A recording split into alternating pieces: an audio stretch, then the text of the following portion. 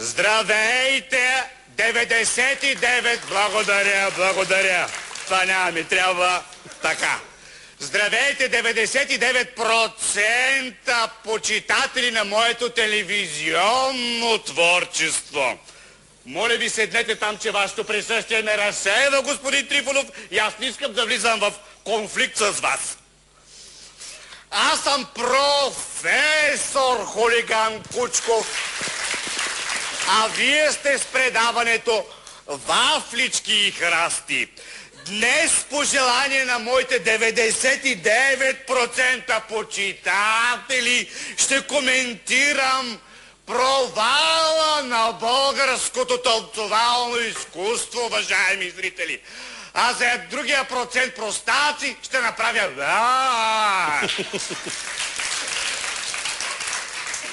Искате ли да ви изиграя хамелеон, господин Трифонов? Покажете ми как изглежда хамелеон.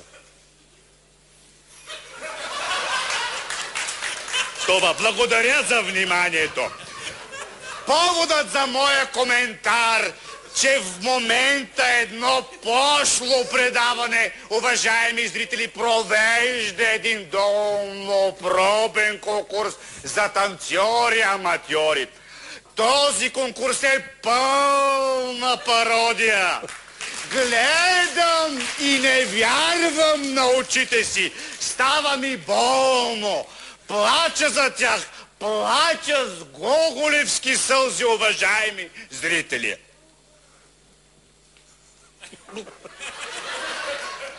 Какво мачкате там, бе, Трифонов, бе?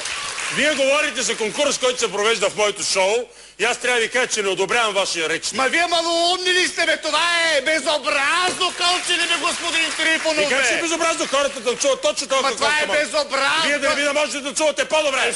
Аз ще покажа по-натам в тези материали, съм подготвил, разбирате ли? Разбирам. Това е безобразно кълчене, което вероятно е породено от злоупотреба с алкохол. Когато неведнъж съм казвал, България е пълно с алкохолици. Да? С изключение на моите 99% зрители, които са трезвилици, господин Трифонов. Да. За това ме харесват. Да. Седнете, благодаря за вниманието. Моля. Но нека да се върнем на темата. Да.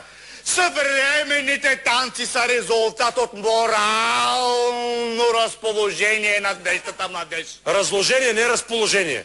Морално разположение е друга дума. Морално разложение. Но жените имат морално неразположение понякога. Не, това няма да спорим сега. Да, това е природа. На 28 дена са морално моралисти. Сега няма изящество, бе, уважаеми зрители, в днешната младеж. Няма дискретност, има само разпувута плът и грозни холестеролни тела. Бе, какво е това кофене, бе, господин Трифонов? За какво говорите? Какво е това? Какво е това простащина? Какво е това блъскане, бе? Какво ли да блъскаш главата, бе? Удари се леко, но това е друго.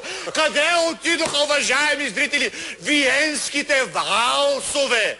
Къде е полката? Къде е Чарлстона? Къде?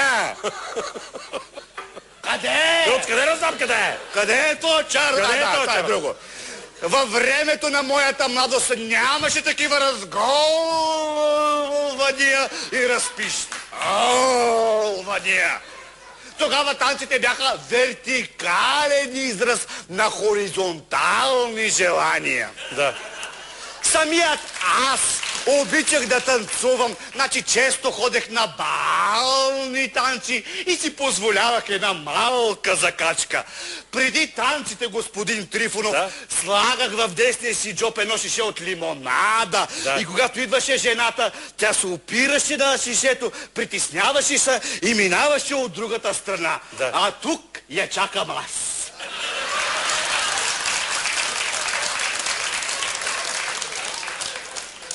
шишето, а тук я чакам аз. Разбрах сега. Пуснал го в джоба, господин Трифонов. Разбрах. Не, понеже видях, че не ме разбирате. За щастие 99% ме разбира. Имах една партньорка, разбира се, която веднъж ме попита: професор Кучков, защо се въртите като малоумен? Това е бавен танц. Аз си викам: абе, Аланково, как ще е бавен, бе? Абе, вижте какво пише на плочата. 33 оборота в минута.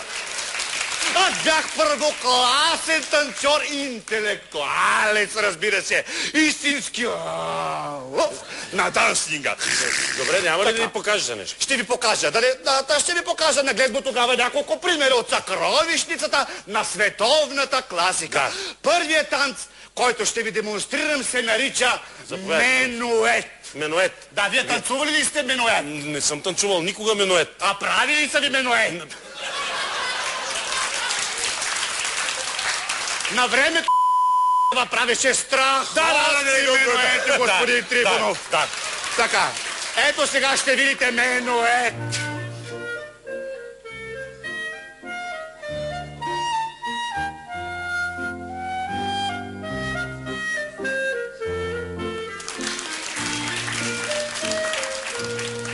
Благодаря. Видяхте ли какво изящество на фигурата? Както виждате, ние танцорите от старата школа сме изключително ритмични и пластични. Сега други вдъхновители на моето танцовално творчество са основоположниците на българската латиномузика, прекрасните Лос Хемелос.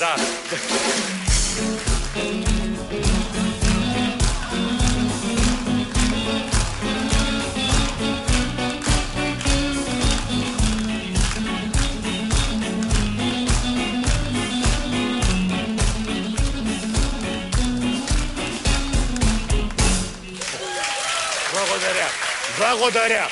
Аз мога и тарантела. Така ли? Мога да, разбира се. Знаете ли какво е тарантела? Тарантела италиански. Тарантула и тарантела нямат нищо. А тарамбука и тармамбибука нямат също. Янго, янго, янго, янго, я. Янго, янго, янго, янго, я. Фаниколи, фаникола, фаниколи. Тестикола. Ла-ла, ла-ла, ла-ла. Ла-ла. Както разбирате, избягвам на пеенето. За финал ще ви изпълня един ориенталски танц. Не. Моля ви. Не. Ето, вижте, някои прости хора си мислят, че ориенталският танц е само кючеци и гюбеци. Това е дълбока заблуда, господин Трифонов. Какво е ориенталският танц? Ориенталският танц е ферия и изящество на плътта. Той съчетава фриволни движения в тазовата област с тревожни импулси на коремните мускули.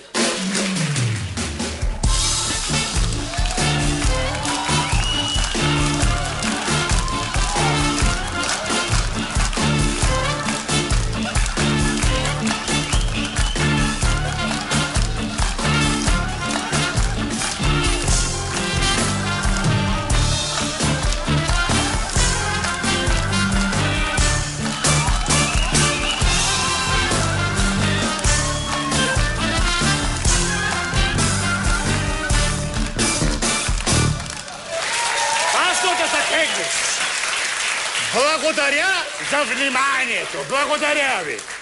Довиждане.